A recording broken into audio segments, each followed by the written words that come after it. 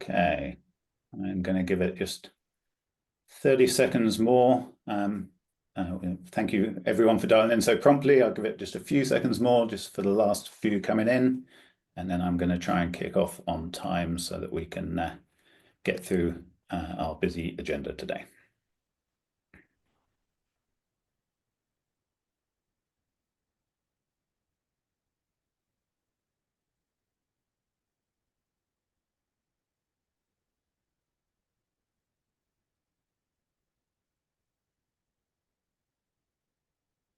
Okay, I am going to get started. So good morning, good afternoon, good evening. Thank you everyone for dialing in from wherever in the world you may be today.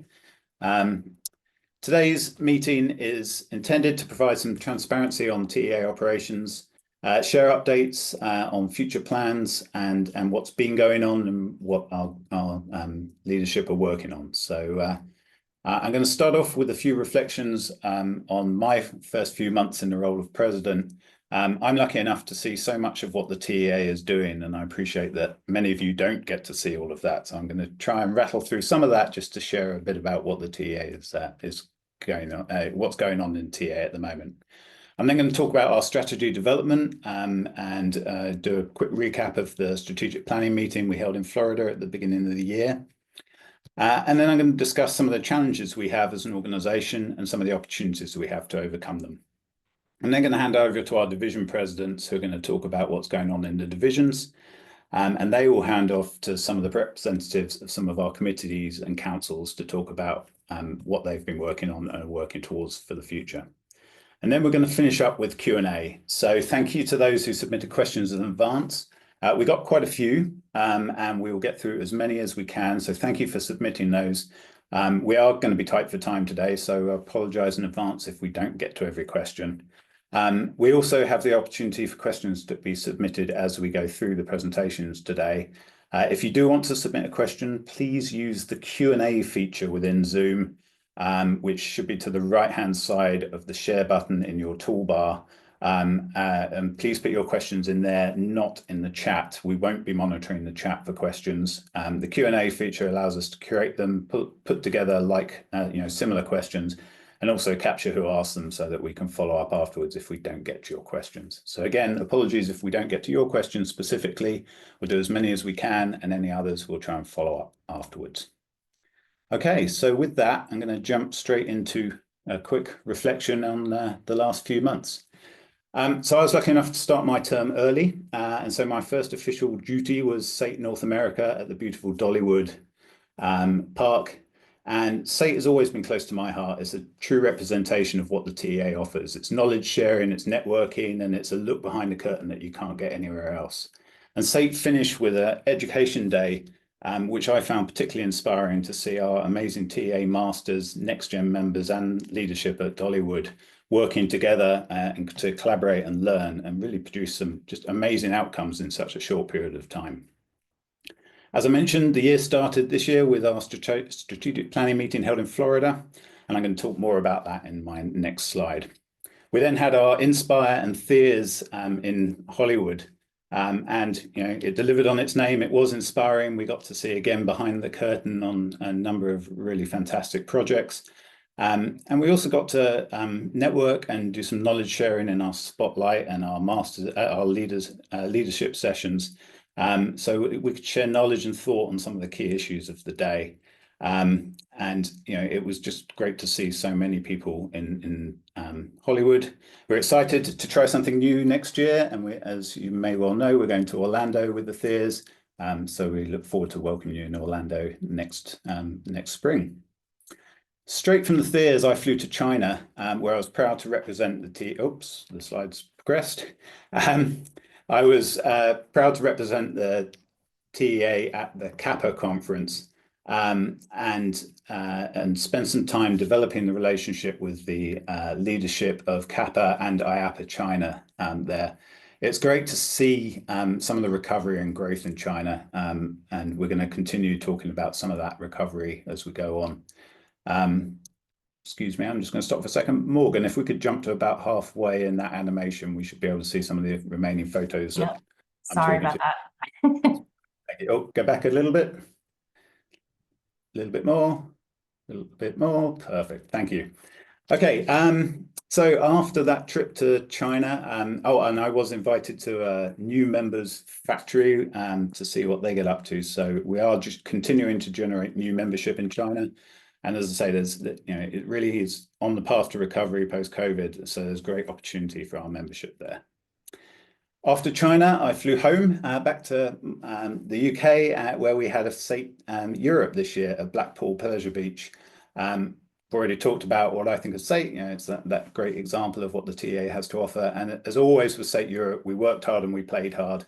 And as you can see, we had some amazing costumes for our themed dinner, and we got to enjoy some of the roller coasters that Blackpool has to offer, as well as having some great sessions and networking time. Pretty soon after SAIT Europe was SEA in Riyadh, and that was preceded by a delegation visit by some of our leadership to key member companies in Abu Dhabi and Dubai before they joined me in Riyadh, and we went to see some more member companies and potential member companies. With so much development in KSA at present, there's loads of opportunity for our membership, so this was a key strategic visit.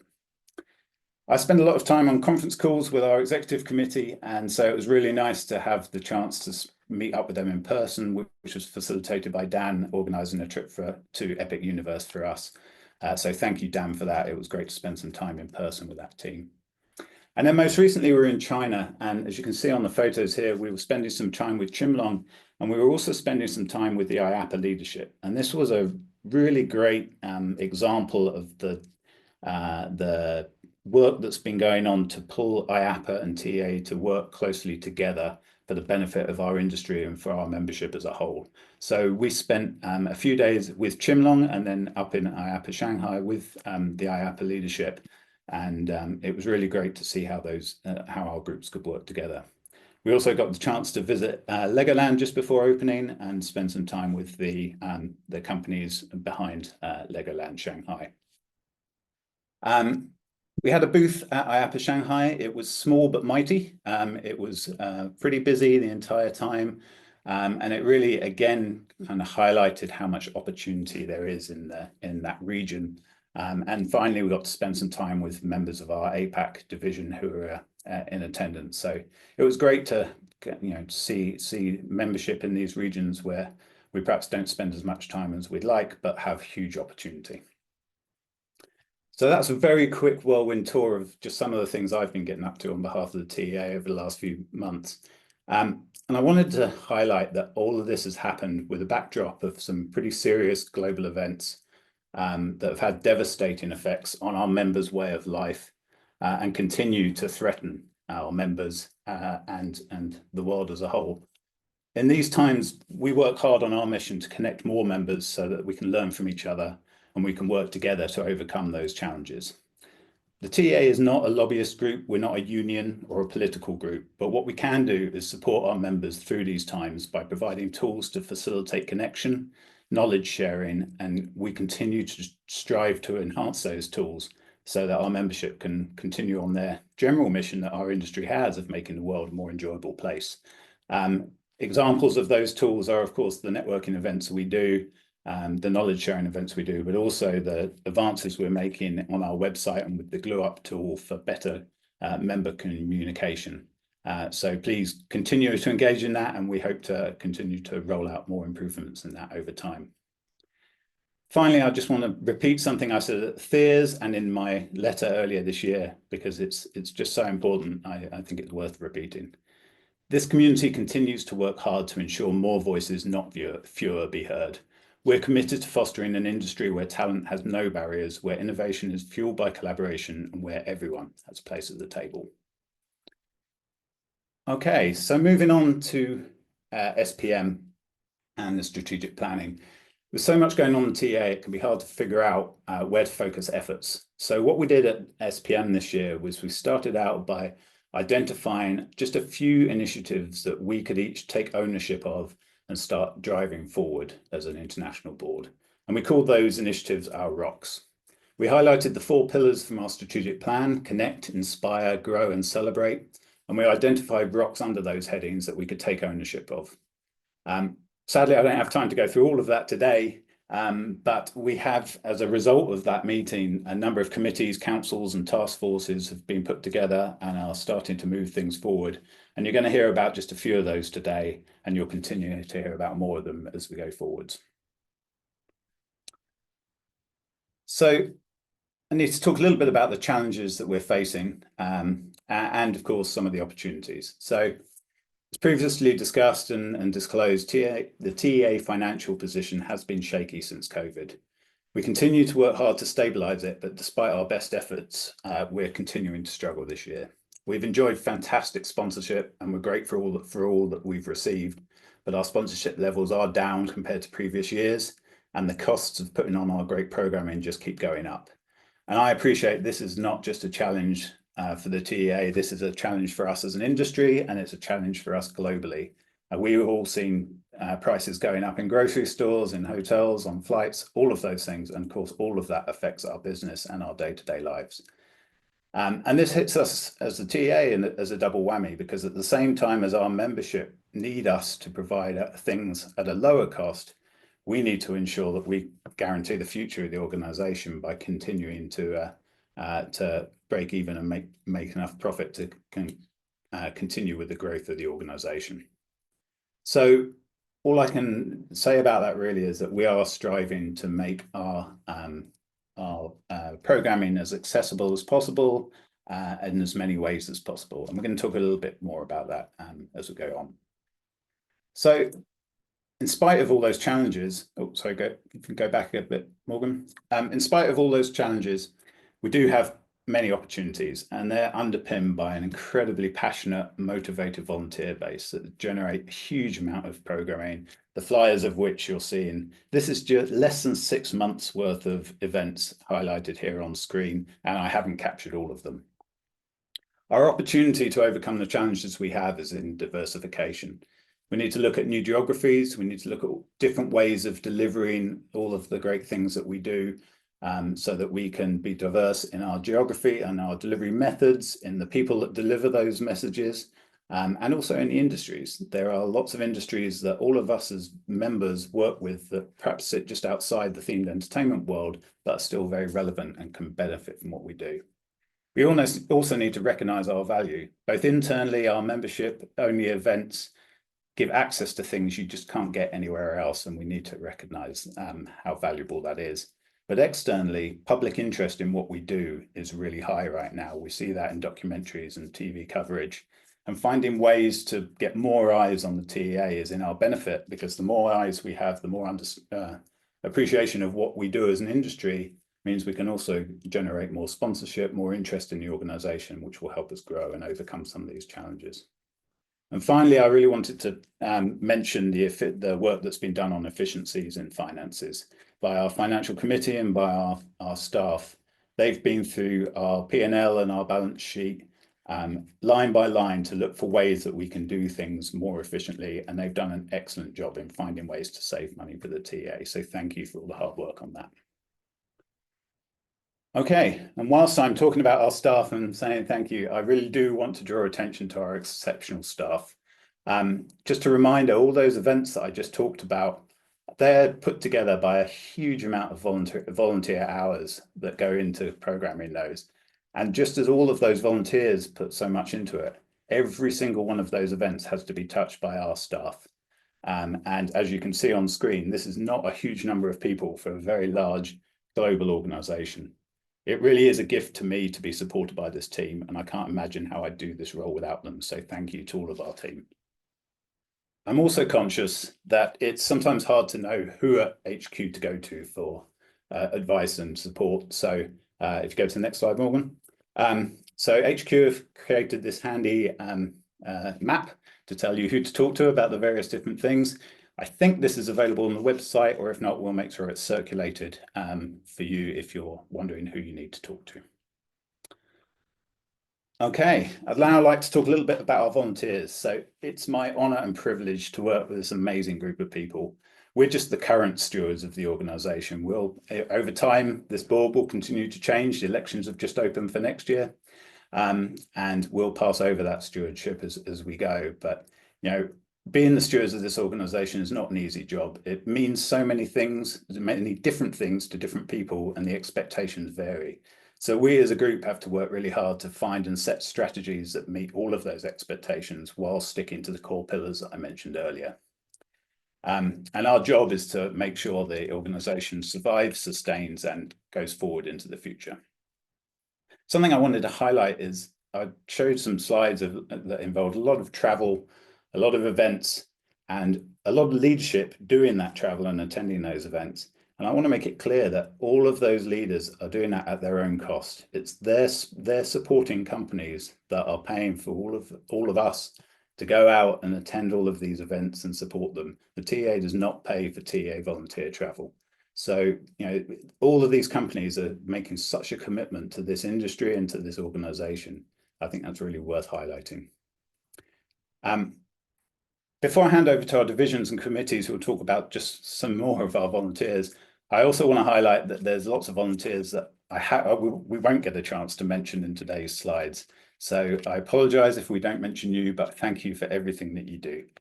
You are what makes the TA work, so thank you. And whilst I'm saying thank you, it's very important to thank our global partners. It's the ongoing support that we get from our sponsors, our global sponsors, that allow us to plan for the future with these long-term sponsorships. And similarly, our division sponsors. So thank you to all of those sponsors at the division level who make sure that all that programming that I've talked about can happen. It really is amazing that we managed to get so much support. And so I now have the pleasure of handing over to our division presidents to talk a bit more about what's going on at division level and about their teams. So first off, we'll start with Stephen. So over to you, Stephen. Thank you, Matt. Thanks for that explanation of all the things the high level things that the TA is up to and looking forward to.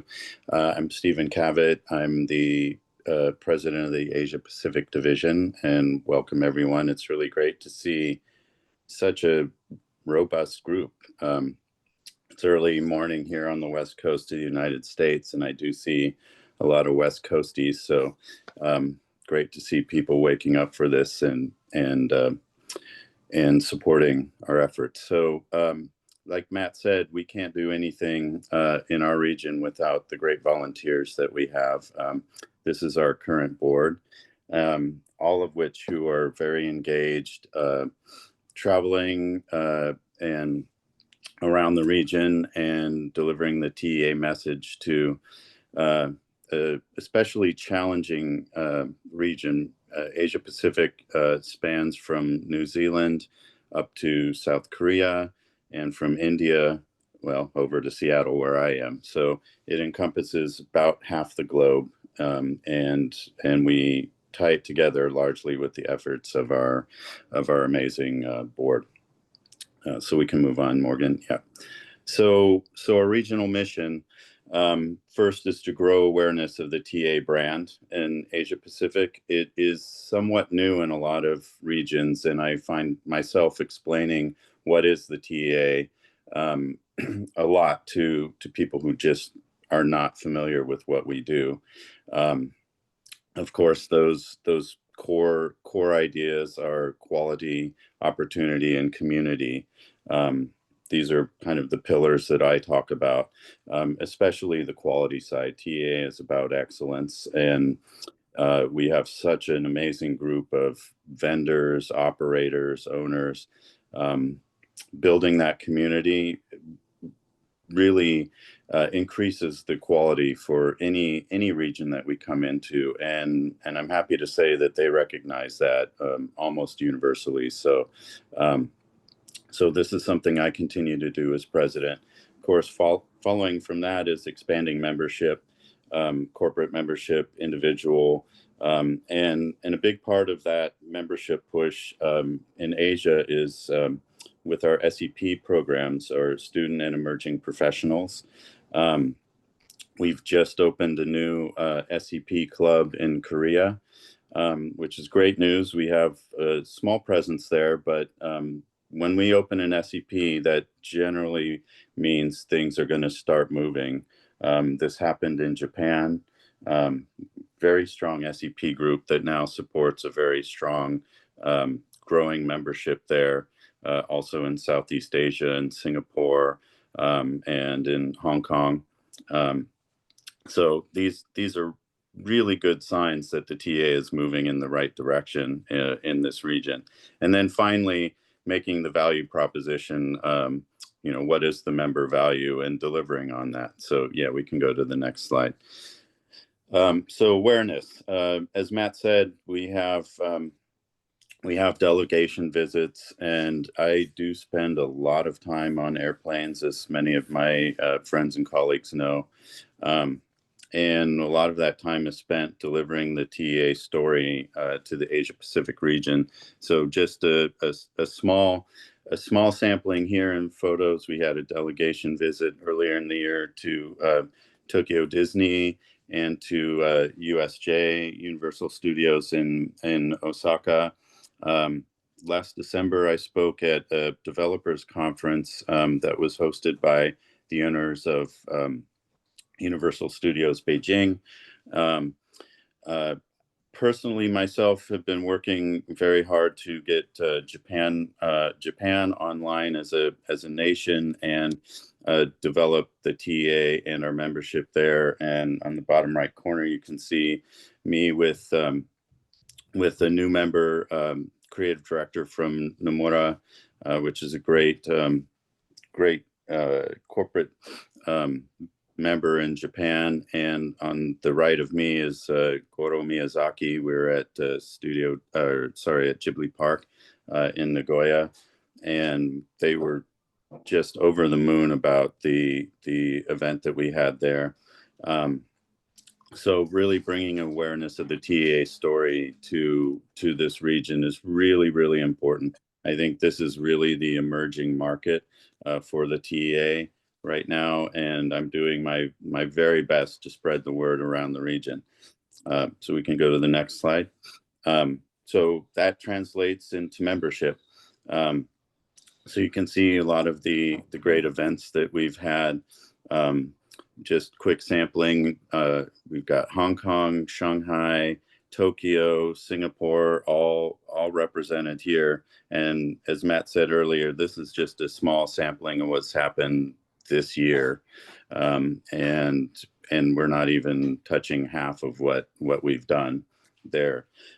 Industry partnerships are a big part of what we're doing. If we can bounce back, sorry, Morgan. And that would include other associations like Infocom and Pro Light and Sound, which are two very big associations that operate in the Asia Pacific region.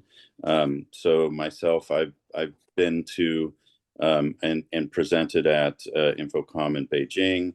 I'll be doing so in Infocom in Mumbai coming up in September. I was at Guangzhou with a membership delegation for Pro Light and Sound. And I think Matt will talk about this briefly later, but we also have a China task force that will be looking into setting up the TEA in China. I mentioned our student and emerging professionals, and really it's our events that drive the membership. I think we don't have any events that don't produce at least one new member each time. So we can move on. And then finally, value. I think most of us will agree the core value that any individual will get from the TA is the networking opportunities. And we've gone from essentially nothing during the COVID years to now having almost too many events to handle in Asia Pacific. And that's largely down to the efforts of our great volunteer board. And of course, HQ, Christine and Morgan and Karen are pretty sick of me emailing and texting and talking to them constantly with our crazy event ideas. But we want to bring that value that it would include education and content.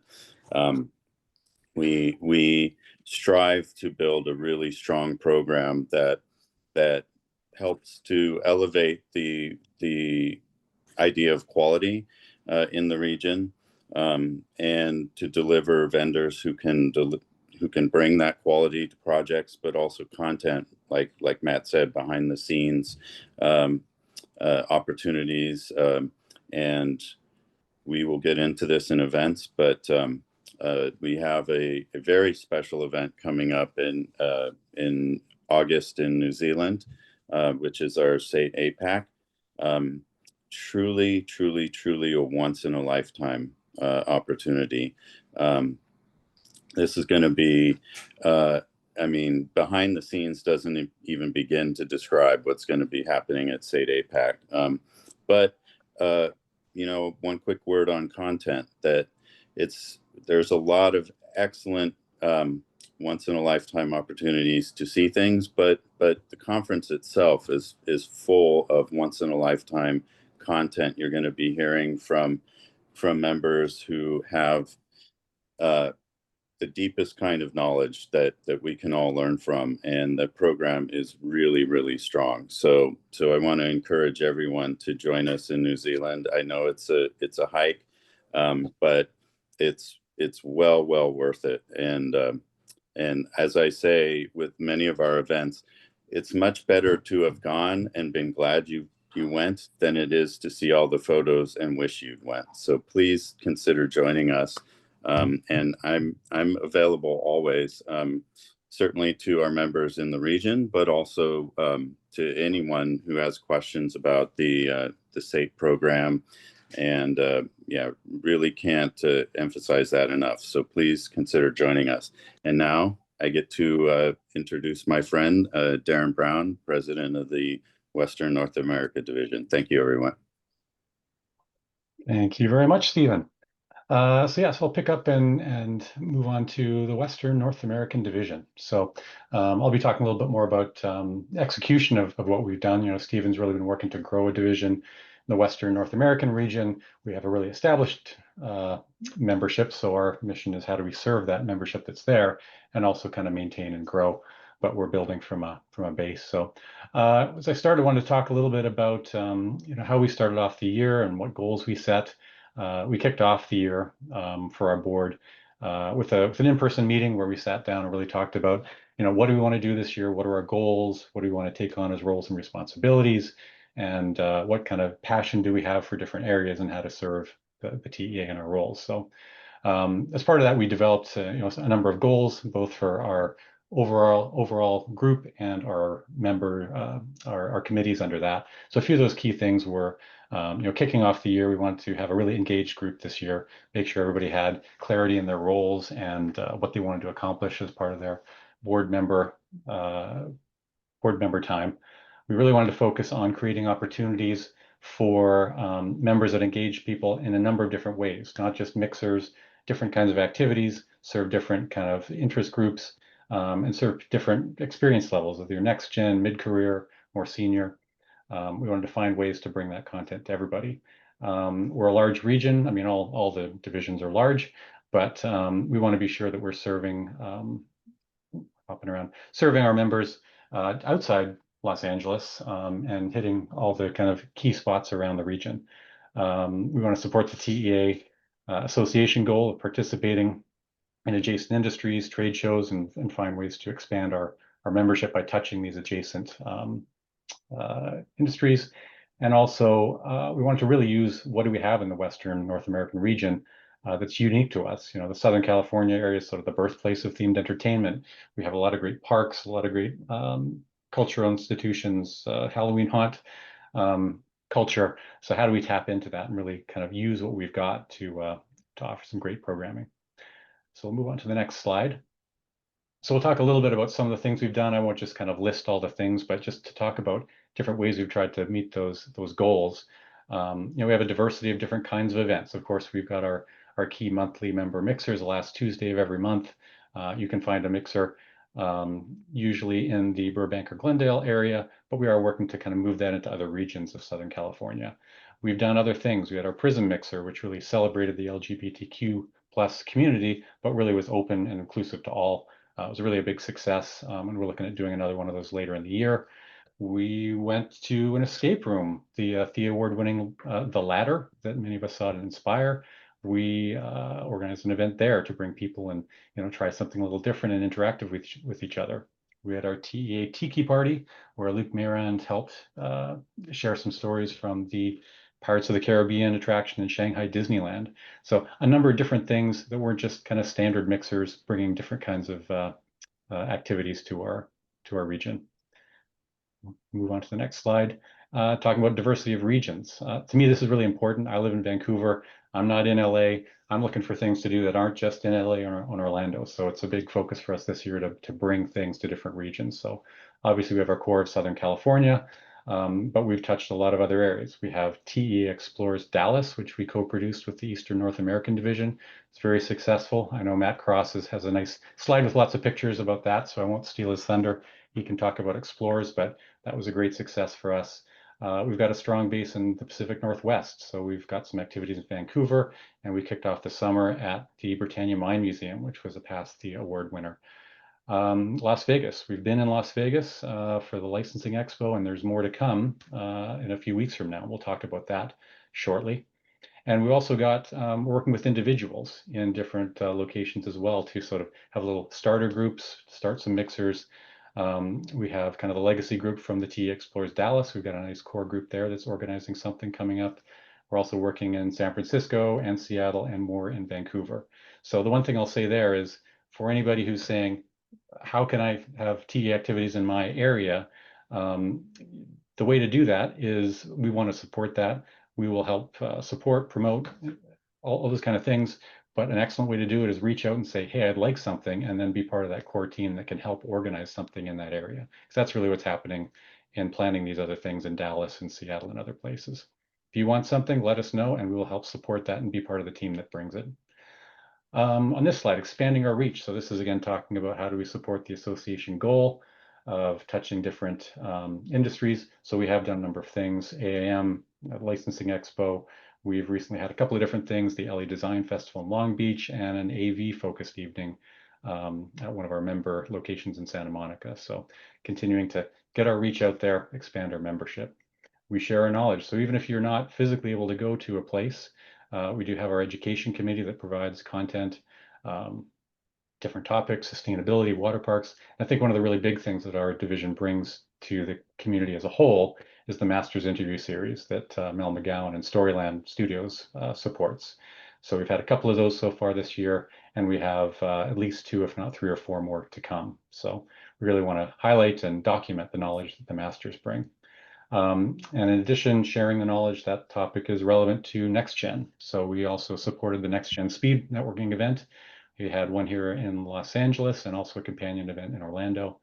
But bringing together experienced companies and individuals with NextGen students to help them learn about networking and explore the industry. Next slide. So that's been a lot that we've been doing. That's only a sampling of it. What's going to come next? We're really looking forward to a couple of weeks from now, our Las Vegas multi-day experience. It's really a couple of things coming together. The core of that being the Universal Horror Unleashed event. It's a really special chance to get into that attraction pre-opening. We'll have a special time with being able to do some lights on tours of mazes, learn about how it was created, and then explore the actual operating attraction for the rest of the day.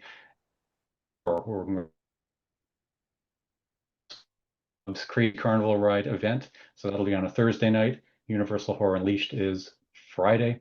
And we're also bringing 2 more events to that. I think any moment now, hopefully today, we'll have Meow Wolf Omega Mart has tickets that we'll be able to access, which will highlight a new show there, Phenomenally. And we'll also have 1 more event that's likely to be added here anytime now. So if you're not coming to Las Vegas for August 7th to 8th, you're going to miss out. So get on a plane, get in a car, come and join us. It's going to be great. Other things coming, we've got a list there. I won't read it all, but Halloween Horror Nights. We're really happy about supporting SAIT when it comes to our region. Other mixers, our holiday party, more Masters interviews, lots of local events. Many, many coming. And last thing I wanted to touch on, who makes all this happen? This is our Western North American board. So here's our board members, also supported by many volunteers and committees working with these individuals. So thank you to all the individuals here. And if you want to help bring events to life, if you want to do these things, volunteer, There's also an opportunity to apply to be one of our board members right now. So please put in your application if you want to be one of our leaders. So next, I will hand off to Danielle Tanton, our EME president. Unfortunately, Danielle isn't able to be here in person, but she's recorded a message for us. So on to EME. Hi everyone, I'm pleased to provide an update from the Europe and Middle East Divisional Board for the first half of 2025. The board have been incredibly busy focusing on 3 key initiatives. The first is to provide accessibly priced, educational and wellness-first events programming in the region. The second is to build our presence in the Middle East, and our third is to strengthen our next-gen engagement across Europe and the Middle East. For our events programming, we've committed to providing a mixture of low-cost and no-cost events, such as TA Tuesdays in Amsterdam, London and Paris, a London Pirate History Walking Tour, roundtable digital series covering a range of topics from effective Googling to industry trends, and a series of next-gen events on the Discord channel, which I'll come back to shortly, as well as higher value, more educational events, such as TEA Explores Return to Hogwarts at the Warner Brothers Studio Tour in the UK, and SATE Europe at Pleasure Beach Resort in Blackpool. We've also continued to strengthen relationships and educational content at industry events by organising and hosting TEA Presents at Menelac in Dubai, SEA Expo in Riyadh, and Frame Store during the South by Southwest Week in London, as well as a tech tour and mixer at ISE in Barcelona. Additionally, we've implemented wellness and DEA&I initiatives, including hosting a roundtable to celebrate Pride Month. We also held a networking morning at SATE Europe and Blackpool along the beachfront. We have hosted walking-focused events, including the Pirate History Tour, and we are planning a special art-focused tour coming up later this year. More details to come. Further, we have ensured that we have non-alcoholic options at all of our events and are considering the timings and scheduling for our events so as not to overwhelm members. And to add to this, tomorrow we have a roundtable discussing imposter syndrome and social anxiety. Moving on to our second initiative of building our presence in the Middle East, we know that we do not have enough events or have enough activity in the Middle East for our members. So this year, we have created a dedicated Middle East task force within the Europe and Middle East division, which is made up of a mixture of board members and dedicated members within the region. The task force are currently planning a number of events to be held in Saudi Arabia and the United Arab Emirates to start with, that we are excited to announce in the coming months. As well as the task force, on the week leading up to SEA Expo, a delegation visit was organised to some of the key operators within Dubai, Abu Dhabi and Saudi Arabia. This visit was highly important, allowing us to engage with operators and find out their needs from our members within the region. Conversations are continuing, and we are excited to discuss the possibilities for the Themed Entertainment Association within the region in order to build our events programme and opportunities for members. And lastly, for our final initiative to strengthen our next-gen programming, our next-gen committee have been working hard to increase opportunities for engagement with our next-gen members within Europe and the Middle East. This is always going to be a challenge since our next-gen members are so widespread and have limited budgets, but the team have implemented a number of online events, including a Just Chatting With series to gain insight into the industry from industry professionals, a Discord Games Night, Blue Sky Week Social, and offline, we have held our first education day at SATE Europe, which was well attended. We are very grateful to those who attended for completing a post-event survey, which is allowing us to shape future education days and other next-gen events. We have more events in the works and look forward to sharing these soon. Overall, we know that we have work to do, particularly in the Middle East and for our next-gen members throughout Europe and the Middle East. Our membership and Marcoms teams are dedicated to finding out what our members want, and we welcome feedback so that we can continue to shape the Europe and Middle East division to meet our members' needs. Now I'm going to hand over to Matthew Cross and Denise Hatcher, President and President-elect for the Eastern North America Division. Thank you. Well, great. Well, my name's Matthew Cross, and it's been my honor and joy over the last year and a half to be the president for Eastern North America. And I'm going to leave time to introduce our president-elect, Denise Hatcher, and talk about her objectives for the next 2 years. This is our current serving board. None of what we accomplish would be possible without them, as well as many volunteers who are not serving on our board who also contribute to this very populated region of the TEA. I see my role as a combination of supporting these board members and ensuring they have the information that they need to do their jobs, proselytizing the benefits of the TEA to new members, and then realizing value for the TEA member community for our current members. So if we'll advance the next slide. When we talk about realizing value, a big part of what the TEA does is monetize the benefit of the community itself and introduce the community to new opportunities. And we're achieving that with what we're calling event diversification, which you've heard all of us talk about today. And I think we can think about that in a number of ways. The goals of the event, the way that you access the event, whether they're in person or digital, and then the price points for accessing those events. So that's really what I wanted to focus on, is the different types of programming we're offering. First, we've really emphasized what I'm calling explicit business development opportunities. We've had 2 examples of this. Our showcase event, which focused on general contractors and the work that our member companies can provide to those general contractors, as well as a recent collaboration with the Society of Marketing Professionals, or SMPS.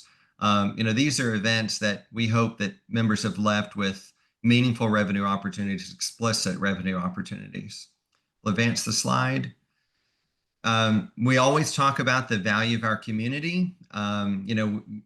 It's one thing to network, it's another to build relationships. I think our Explorers programs are really incredible opportunities to spend multiple days closely collaborating, benchmarking key events, getting behind the scenes access, and showcasing markets outside, our major entertainment hubs that have a lot of programming. And they're great ways to instigate TEA activity that we hope to capitalize on in the future. So Dallas, which was one of our first collaborations with Western North America, I think was a phenomenal event. We've received great feedback, really leveraging the strength and benefits of both of our North American division boards and volunteers to the benefit of our members.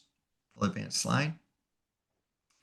And then we have a variety of new events or events that are targeting new sectors of the themed entertainment industry, which is ever widening to more experiential businesses.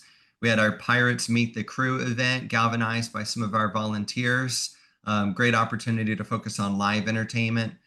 We have some upcoming digital events focused on HR. These are aimed at small and mid-sized companies. Our first one, July 31st, will be dealing with U.S. HR administration, things like 1099s versus full-time employees, scaling up and ramping down businesses and how to do that correctly.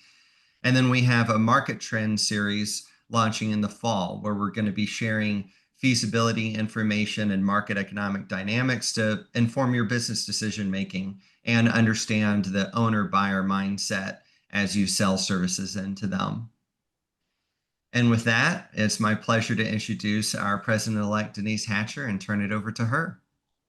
Thank you very much, Matthew. I'm super excited to be taking the torch from Matthew for the next 2 years.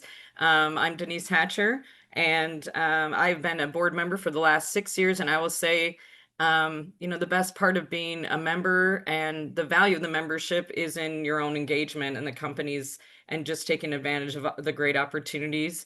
I can say personally, it's been an amazing journey the last 6 years, and all of the amazing professionals that I've met who have also become, great friends. And I couldn't do that. I can say in all honesty, I would not have met these amazing people without the TEA. And it just keeps happening, and is more and more involvement. So, through my tenure, going forward is really just building upon the work of the last 6 years, and specifically the work coming out of COVID with our amazing board. And, one we know is we need to continue to build trust and transparency with our members. We need to be communicating out to you. We need to be peeking behind the curtain of how things happen and being transparent. So working with Melissa and the staff to really help that. And there's great tools that are coming from our website and lots of other great ways of doing this. But we understand that if communication is really core to this. And so we'll be working with that as well, from a divisional perspective with our divisional presidents and our international board. And then, you know, our volunteers, like I said, engagement is so important. There's so many ways to get involved. I have to recognize our board members as we have. This is volunteer, the cost, the energy, the resources, and they're amazing. They're amazing people, talents, and we want to apply those talents and really make sure that they're being applied to all the great aspects of the TA and where we need support. And then, you know, also for our volunteers who are not board members, there is a wonderful ways to get involved. So just in the Eastern Division, we've talked about it. We've got committees on education. We have committees on events. We need help with membership, with welcoming new members, with, you know, thinking about the value from an Eastern Division perspective. That can also, we participate on the committees and task forces as part of a national and international with the international board. So it's just, where do you want to apply your superpowers? Let us talk about it, and let's figure out where you can get involved. There's so many, we need help on so many levels, and we really depend on our volunteers to bring it to happen and to support our staff as well. And we know one great way, board elections. So please, we're looking for great candidates to come in. And even if maybe you haven't gotten involved, please reach out. That's a wonderful way to become a board member, is just, you know, starting to get involved. And I'm really looking forward to, you know, what's coming up next. So I'm going to go ahead and introduce Clara Rice, who's on our international board, to give her update on the Wellness Council. Good morning, afternoon, evening, everyone. My name is Clara Rice. I am grateful and honored to be on my third term on the International Board of Directors of the TEA, and also your TEA Wellness Council Chair. So welcome to the mid-year meeting Wellness Council update. Over the next 5 minutes or so, we're going to speed through the following topics: why we have a Wellness Council, the goals of the Wellness Council, your Wellness Council representatives, our activities to date, and the future. So the reason the Wellness Council was formed was after an Inspire session in 2024 called When Things Go Wrong, A Candid Conversation, which included topics such as anxiety, burnout, postpartum depression, and work-life imbalance. Several members expressed an interest in keeping the dialogue going beyond 20 minutes a year. But the truth was that the dialogue was going, but it was taking place in different directions and regions around the world.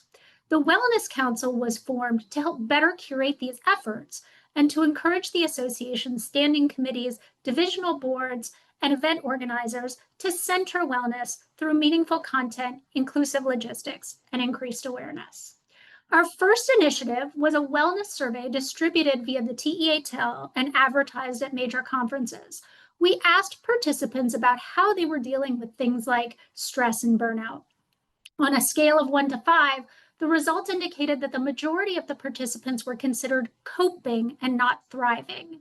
Even more telling was that 70% of respondents said that their employer had made no or only minor steps to improve well-being. Next slide, please. While these numbers were discouraging, what was encouraging is the feedback that we received in the survey's comments section, including, "It's a difficult subject, but good that you're dealing with it. Thank you for creating this initiative. We don't talk about enough about the unchecked stress that comes from this often high-pressure, fast-paced industry." Next slide, please. With the survey information in hand, we were able to establish 3 main goals. One is to create an inclusive community where emotionally and physically thriving is considered the highest personal priority and is talked about as naturally as designing an attraction. Number 2, cultural change, destigmatizing the term mental health over time, and in turn celebrating when members invest in their own mental health and well-being. And events designed to allow people to thrive, physical environments for wellness in event planning, and offering content designed to energize members and inspire action. It's important to note the difference between a council and a committee. As a council, we are a sounding board and advisory group, as opposed to a committee, which is an actual tactical group. So just important distinction there. To shape these strategies, we are leaning on an international group of individuals who have previously presented a session on a wellness topic and/or who have specialized wellness training. It was critical for us that the membership be cross-regional, as wellness can mean different things in different cultures. So here's what we've been up to so far. We distributed a wellness information sheet at IAPA US in 2024 explaining the purpose of the Wellness Council. We had a team at Give Kids the World 5K as our netwalking event for IAPA Expo US. We are making mocktails a thing. Danielle alluded to this earlier with the EME events, but at all of our regional events and global events, we are centering mocktails and making that an option for people who want that. Enhancing Employee Retention Roundtable. This was a great session at the Inspire Leadership Forum led by Emma Newell and Dawn Foote. We had a wellness council at St. Europe where attendees were invited to sit down with us over lunch and talk about different wellness topics. This was very well received, and we hope to replicate it at future events. We did a net walk on the Blackpool Boardwalk, again, as Danielle mentioned, we had great participation and led to some fantastic conversations. And Ahoy Métis, another EME event, the London Pirate History Walking Tour. So what are we up to now for the rest of 2025 and beyond? Tomorrow, this is a don't miss online roundtable led by Bjorn Hervagen on social anxiety and imposter syndrome. Please, please, please register for this. It's going to be fantastic, as all of his roundtables have been thus far. At St. APAC, we are working towards organizing an informal wellness breakfast, much like the wellness roundtable that we had at St. Europe. We will also be continuing our netwalking events, which is basically walking and talking instead of walking and drinking, at St. APAC, IAPA Europe, St. US, and IAPA US. We're going to have a Wellness Council Seal of Support, which is basically a graphic so that you can easily recognize what events throughout the TEA year have the Wellness Council Seal of Approval or are centered on wellness. We're going to offer digital resources via the TEA website. We're going to have another wellness survey so that we can gauge if we're moving the dial on this topic. And we're going to pass the torch. After 2 years on the Wellness Council, it's time for me to step down and put the reins of the council in the very capable hands of Emma Newell of Magnetic Moon Coaching. Last slide. I've said before that my ultimate goal for this council is that it no longer needs to exist. But the reality is there will always be a need to center wellness both individually and within our workplaces. We've made great strides towards centering physical and mental wellness within the TEA, and we look forward to your support and participation as we continue our work. And now I'm going to hand the mic over to myself. So now for something completely different, our 2025 Marketing and Communications Update. Today, you're going to learn about why, what, how, and when, and the who of the newly invigorated Global Marketing Committee. The where you ask, well, we're here, there, and everywhere. So we are truly making this a global initiative. So moving on to the why, it's to expand the global reach of the TEA into new markets and verticals, to position the TEA as the preeminent association for the creator of visitor attractions and experiences, and to leverage the International Board's approved overall strategic message of connect, inspire, grow, and celebrate. Next slide, please. You heard Matt Barton mention our rocks earlier, and these hows came out of those rocks at the strategic planning meeting. They include evaluate and re-envision our existing messaging, generate greater media attention, establish new channels for monetization, and position the TEA as a trusted authority. Next slide. After taking the first part of the year to assist HQ with some timely marketing and sponsorship needs, we are now ready to hit the ground running on our remit to provide strategic marketing support for what the International Board and the HQ staff have identified as 3 underutilized initiatives: TEA NextGen, TEA Masters, and the Thea Awards. Next slide, please. We have split up our work on these initiatives into 2 phases. The first involves crafting a clearly defined and universally understood positioning statement. After we've developed these statements and are on the same page as an association, we can then move to phase 2, a detailed marketing implementation plan presented to International Board and HQ staff, consisting of initiatives, a resource plan, budget and sponsor needs if necessary, and key performance indicators.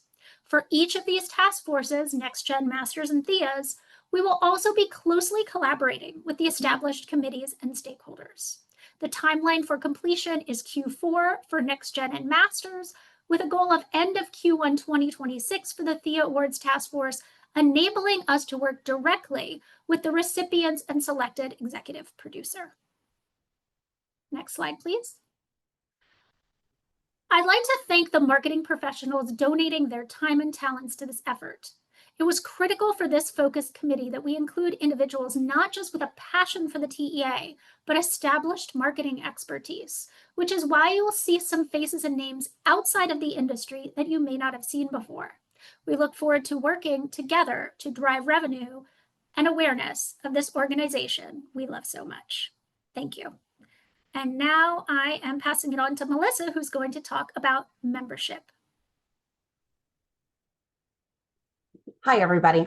So I'm actually standing in for Justin. Justin is our global chair for the newly established or reintroduced membership committee that has been kicked back off on a global standpoint earlier this year.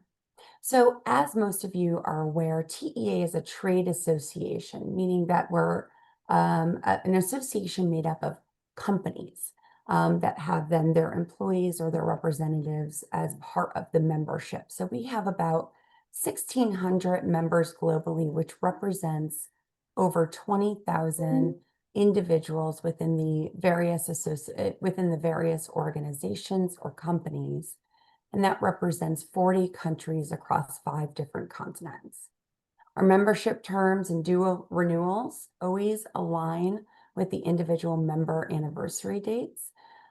So as your membership is ongoing, you'll be getting those renewal messages because the biggest opportunity for us is we want to retain you as a member. We want to make sure that the member value that you're receiving is constant and consistent with the goals of the organization. And really, this committee has taken a much more proactive approach to outreach with both welcoming new members and sending out reminders or outreach to those up for renewal. This is your direct connection to the TEA through the membership committee and through our dedicated membership coordinator, Nashley, who started with the organization in February of this year. We really want to thank the committee members. Each of these committee members represent each of the divisions around the world. So there's local contacts for you to reach out to. If you're not understanding or if you need some help with what some of the resources are or how they can be offered to you, as well as the headquarter representatives. The biggest resource you can have is the access to member services. So please feel free to reach out to member services at teaconnect.org. They can help you with getting into the GlueUp system, making sure that your profiles are up to date, making sure that you're gaining all the access that your membership covers. The other thing we're doing is we started monthly membership webinars. So join those. Those are where you can go directly with Nashley, our membership coordinator, dive deeply into each of the different aspects of GlueUp, how to use the community pages, how to engage with other members around the world. So really, this is all at your fingertips, and we want to make sure that it's bringing as much value as possible. So thank you again to our Global Membership Committee. Thank you to Justin and the teams that support that. And please let us know if you have questions related to member value, member benefits, or how to get engaged. Feel free to reach out at any time. Next, I'm going to turn this over to Mark Zachary, the THEA's committee chair. Thank you. Hello, everyone. We have kicked off this year's THEA Award cycle, and the submission deadline was just 2 weeks ago. So as such, the judging cycle begins next Monday, July 28th, ends in September, and gets finalized in October. The winners are then announced at the TEA event at the IAAPA Expo in November, and the awards will be presented at the THEA Awards Gala in its fabulous new location in Orlando on May 2nd, 2026. As the submission window opened this past May 1st, this is truly a year-round process. So there are some questions around how Thea judging works. So I thought I'd quickly go through the process for everybody. While it's usually done by an owner of the attraction, anybody can submit for a Thea award. And the awards of outstanding achievement, also known as the AOAs, recognize excellence, that there are no preset categories. So for example, if there are lands in brand new lands in 3 different parks, and that the committee feels are truly excellent, then each of those would receive an award that year. They do not compete against each other. Likewise, if there are none that reach that bar that year, then no lands would be awarded. The committee divides all of the submissions, and each subcommittee reviews all videos, presentations, photos, descriptions, etc., and selects the top in each group for final selection and review by the entire committee. We make it very clear to all of the winners that the award is meant to recognize everyone who worked on the project, and we expect a full credits list. While this is evolving and it is not always complete, it is a high priority to us, and it is something that we do communicate to all the winners because we want to see everybody recognized. Because every submission needs to be thoroughly reviewed, each committee member puts 50 to 75 hours, perhaps more, each year in the Thea Awards selection. We want every submission to get a full and fair review.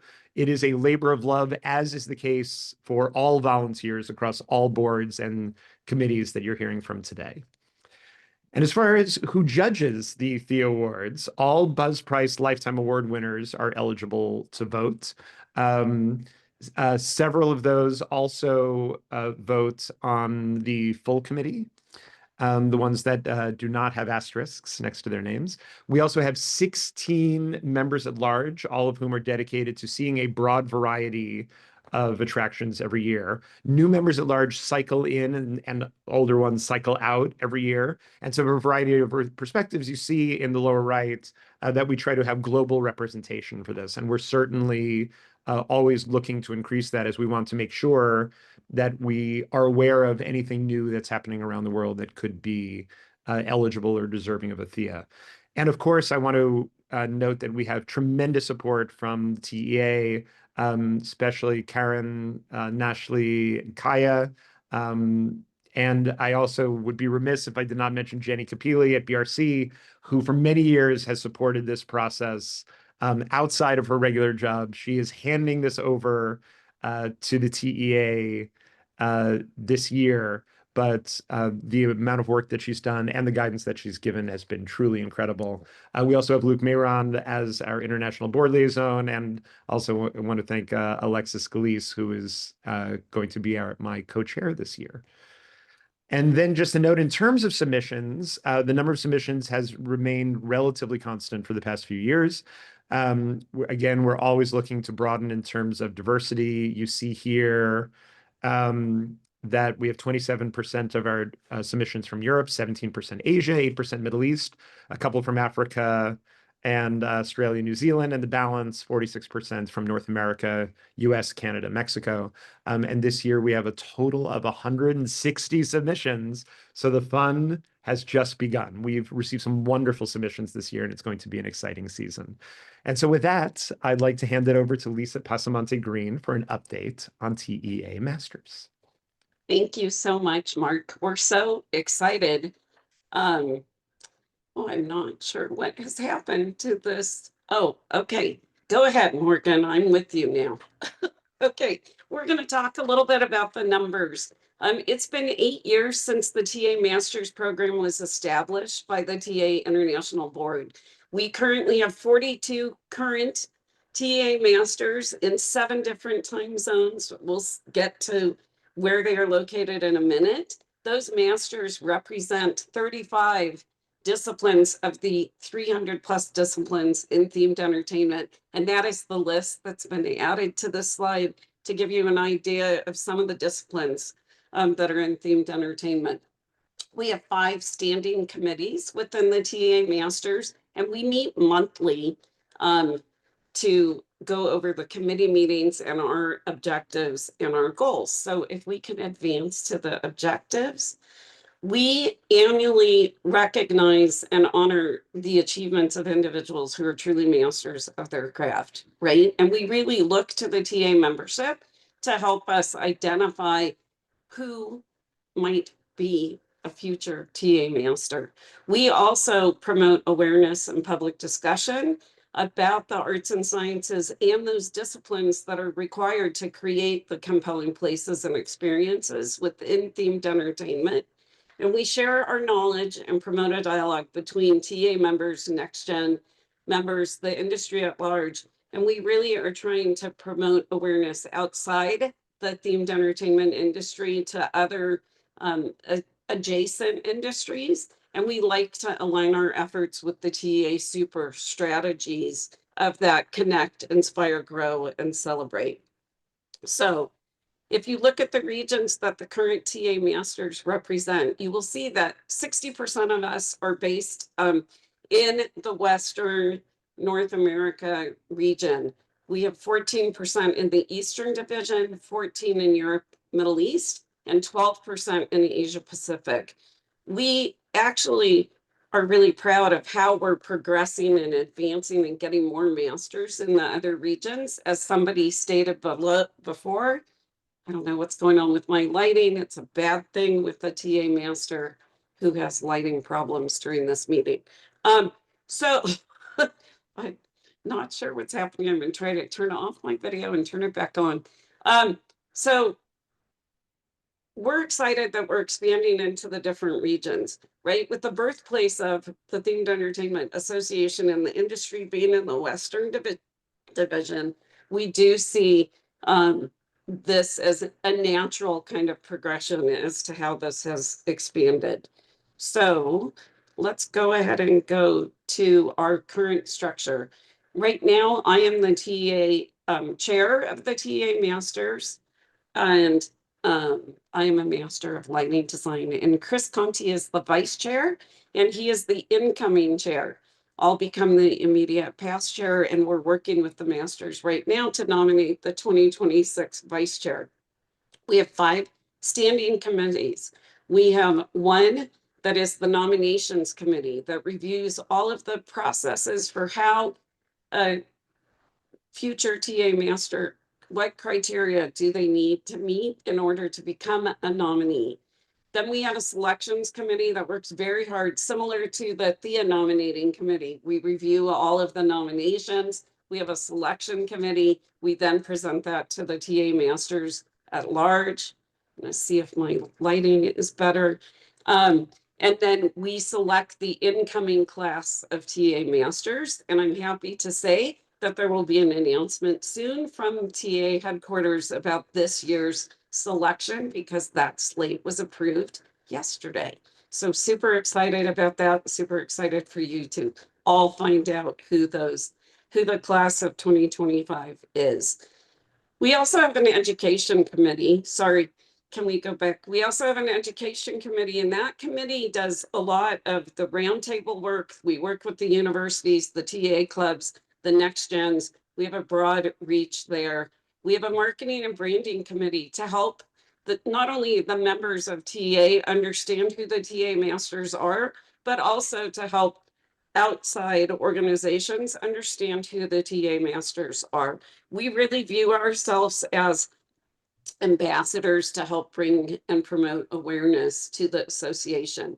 Many of us, like myself, have been members since the very beginning of TA, and so we are quite passionate.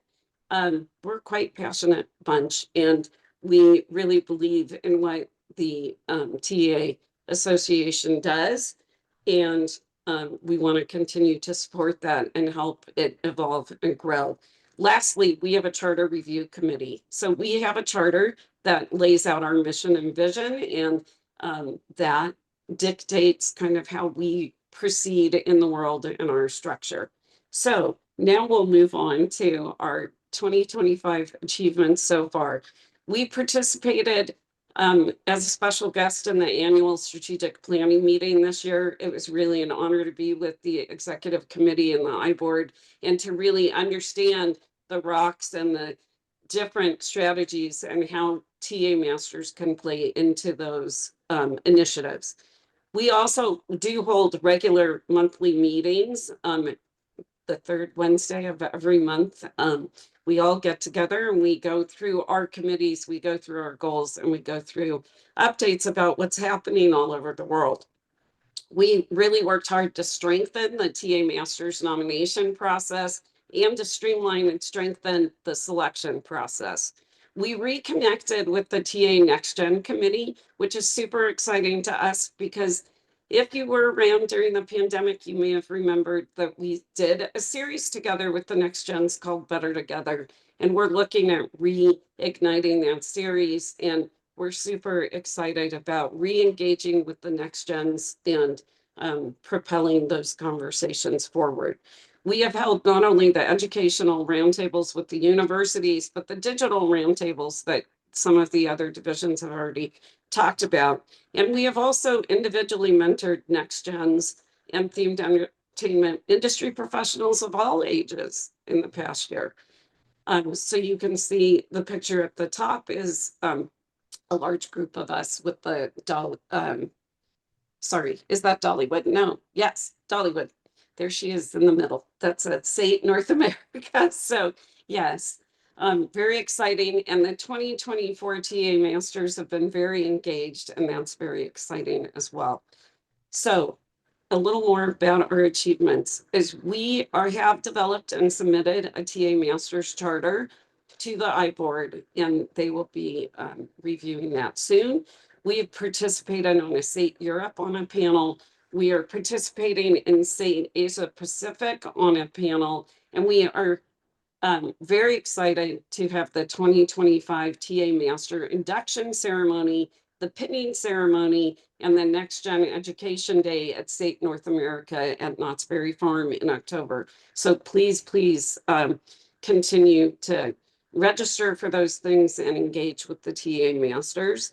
I just want to say a couple of thank yous to the Western Division and Storyland Studios for the spotlight videos that you are helping us to produce. It's very exciting to have that support, and I think those sessions are proving to be great engagement with the membership. I also want to thank all of the TA Masters who are dedicating a lot of hours and contributing a lot of volunteer time. I point out to Matt and Melissa and the team quite often, probably annoyingly so, that we are now one of the largest volunteer bases. So there are 42 of us in our base, and I apologize that I don't have a video of all of us, but you can go to the TA website and you can look up the TA Masters and see where we are all located. Please reach out. All of us are just a phone call or an email away. And I would be remiss if I did not thank Terry and Karen directly for their continued support and liaison. They keep us on track, and they really support us through all of our efforts, as do all of the boards and TA leadership. So thank you for that. I think that's it, Matt, and I'm going to pass it back over to you for Q&A. That's great. Thanks, Lisa. And thank you to all of our speakers today. It's been a lot of information in a short space of time. So thank you so much for staying tuned with us and for hearing from all of our speakers. We're left with 15 minutes for Q&A, which is a little bit shorter than we hoped. On the plus side, we haven't seen too many extra questions come in, so we'll get started straight away and go through the ones we can fit in today.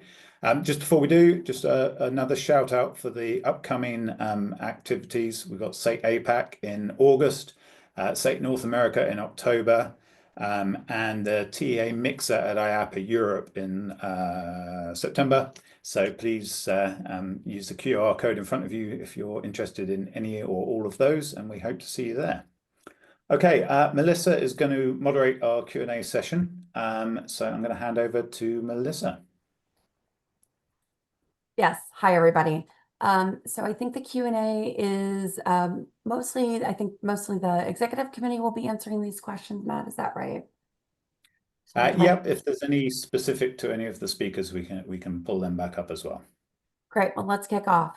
What are the best ways to provide beneficial volunteer work for the TEA besides being active in the various committees you just reviewed or as a speaker at events? How can someone get engaged with the TEA in a substantial way?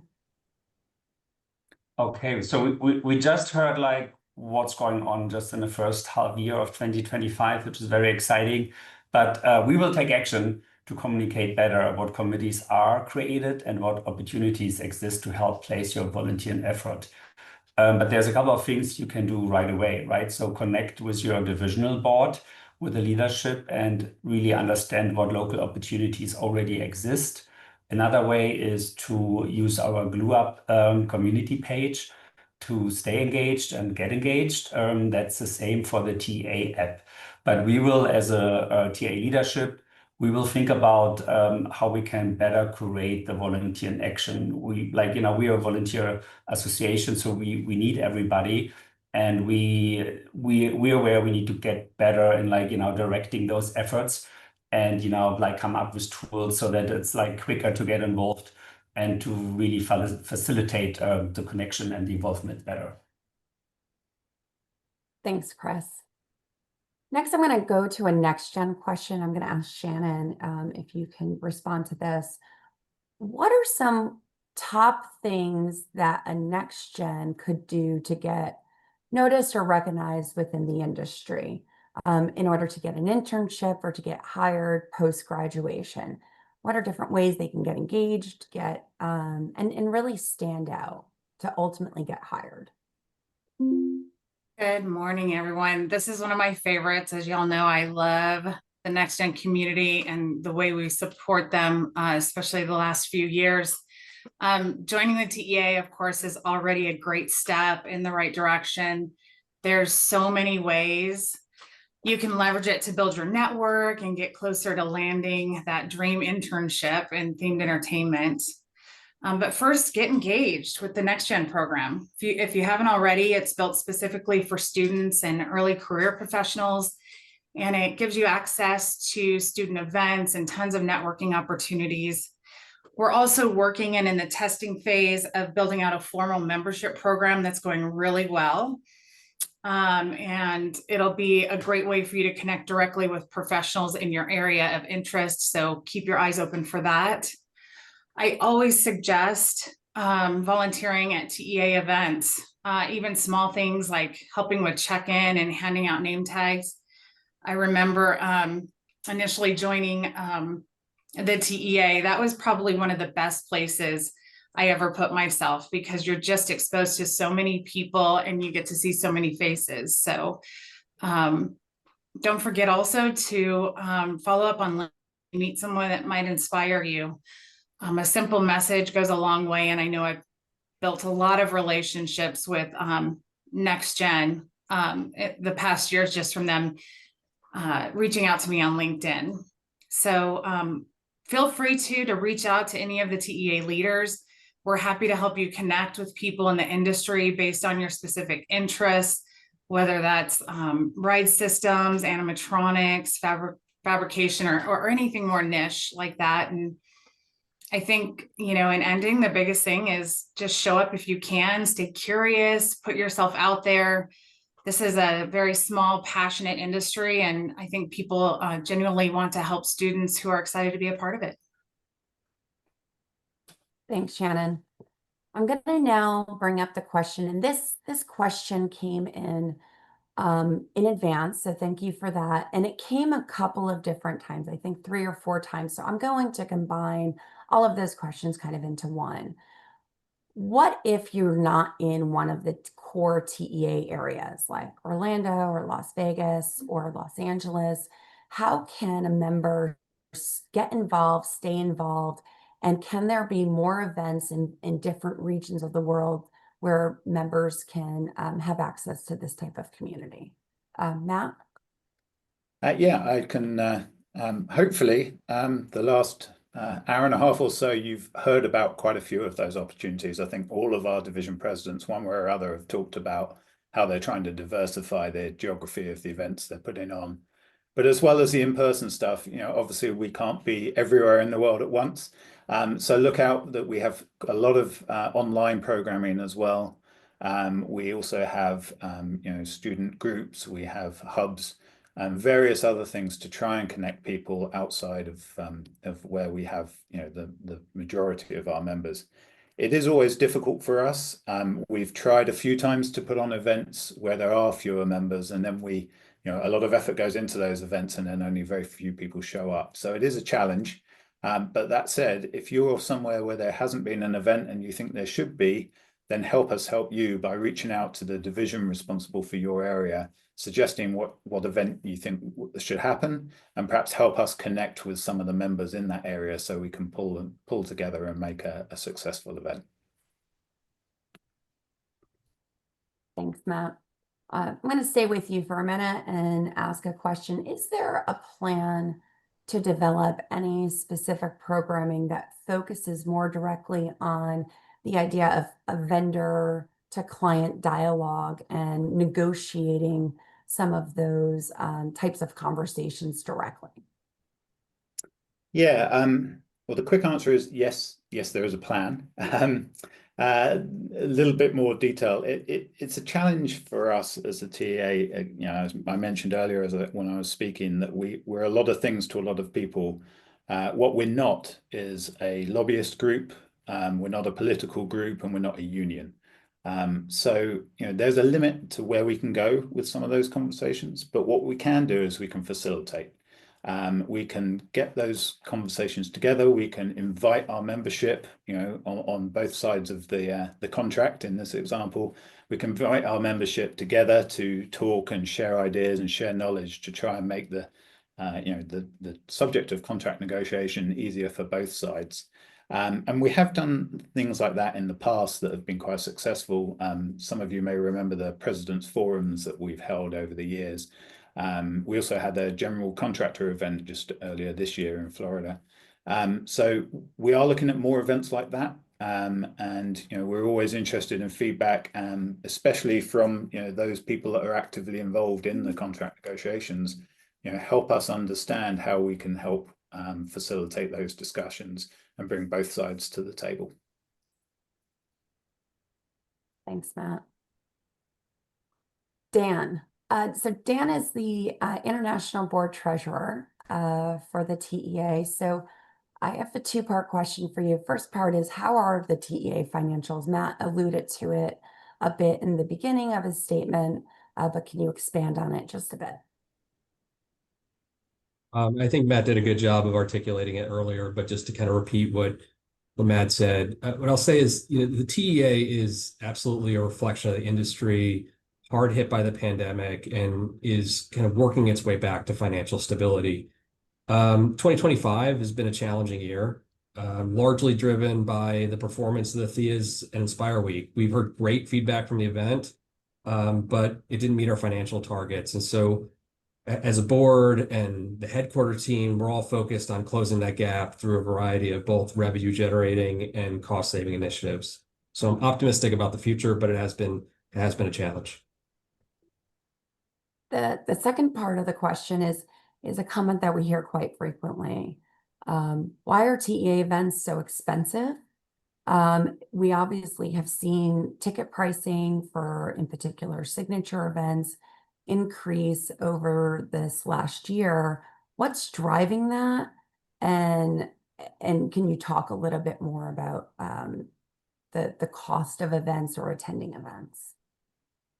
Maybe I'll step back and maybe address it from a broad perspective first. I mean, really, the goal with events is, we're focused on 1, maximizing value, 2, cost control, and 3, offering a diverse mix of events. So when it comes to value, it's really about programming and focusing on member needs and trying to bring unique, one-of-a-kind experiences that you just can't get anywhere else. And hopefully you saw that in the programming that's been executed and what's on the slate to come.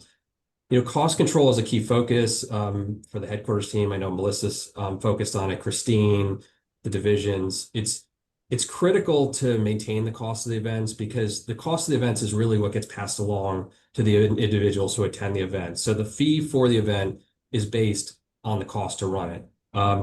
And last but not least, I think when it comes to diverse mix, it's really trying to look at a range of offerings. Hopefully you saw that today at all the presentations, a tremendous mix of different opportunities to get engaged, ranging from marquee events, which tend to be higher priced, down to lower priced or free offerings to members, and whether that's education, that's mixers, et cetera. So the goal is to really offer something to all members at all price points.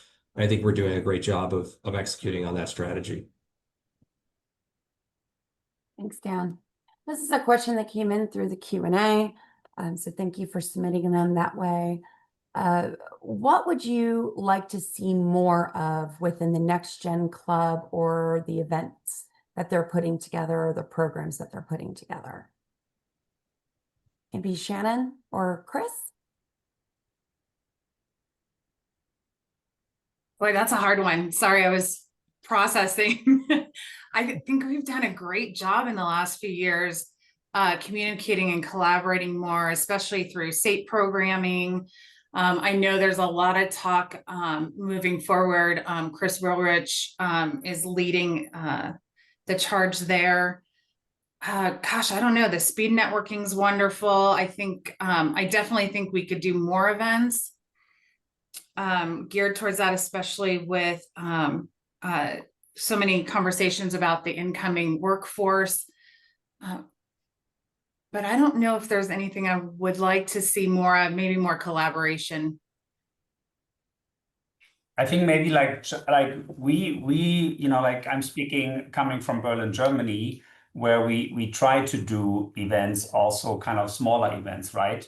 And though we do have like lots of members here and like a grown membership base in Europe, and also like, you know, very diverse, you know, spread out over Europe, we though then sometimes struggle to get enough attendance in those smaller events, right? So so we tried those things, but it's also very hard and it's a lot of effort to put in, like to throw an event where only 5 or 6 people attend, right? So I think combining it, especially in Europe with the TA Tuesdays, where we have like on one day in several locations, I think that's a pretty success story.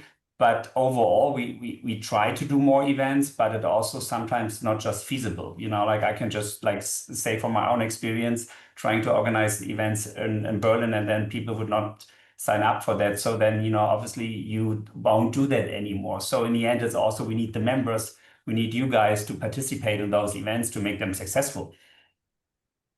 Well, and not to mention the mentorship program is being launched, I believe, in August or September. That's really exciting and something they've been working on for, gosh, as long as I can remember. So the pilot program went really, really well. And I think the mentorship will help globally altogether. I just think it's going to be a fantastic program. So be sure to keep a lookout for that. And if you can mentor, please sign up and mentorees as well. It's fantastic. Great, thanks, Shannon. Matt, one more quick question, and I think that's going to conclude us. Can you talk a little bit about there's some disparity on pricing of even just general networking events as you go across the different regions or different divisions.